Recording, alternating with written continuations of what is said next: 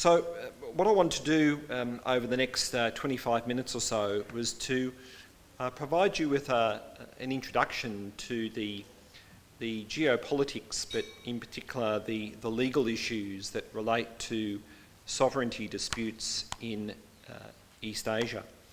And I'm not going to deliver this presentation on the basis that you're all lawyers.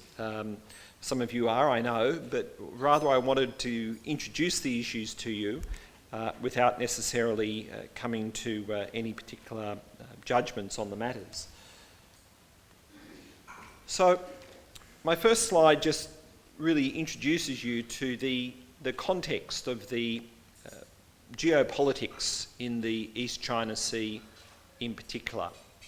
It's a very congested geographical space and one which has some very distinctive land and maritime features. It has the characteristics of what is called a semi-enclosed sea. And in addition to the countries that we see in the East China Sea area, it's also notable because of the long-standing interest and presence of the United States in the region. So there is external actors, other countries with strong interests in the region.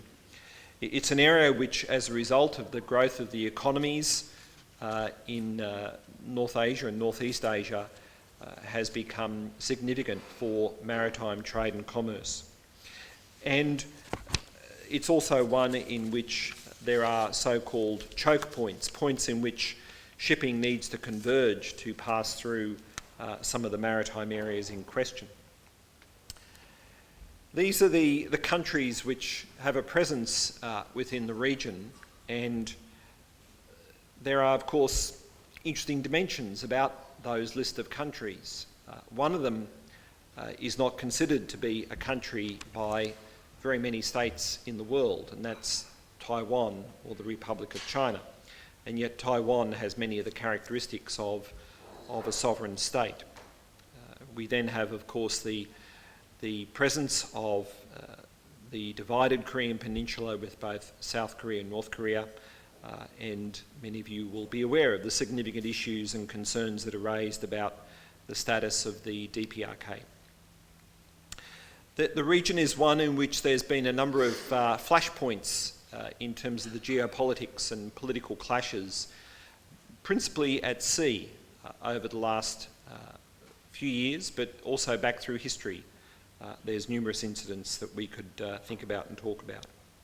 Now, this evening, I've been particularly asked to look at some of the questions as they relate to the territorial disputes as they relate to islands. And some of the really distinctive features of the region are that we have contested sovereignty over relatively small islands.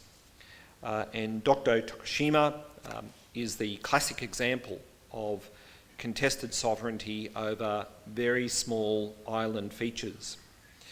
But in addition, the Senkaku Dayu dispute between China and Japan is a similar issue that raises great sensitivities between those two countries, and there is, from an abstract perspective, enormous similarities in terms of the way in which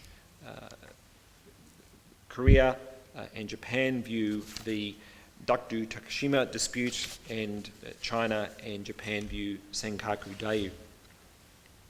We also need to recall that there's another dispute that exists between Japan and the Russian Federation with respect to a number of the islands in the Kuril Island group to the immediate northeast of the Japanese archipelago.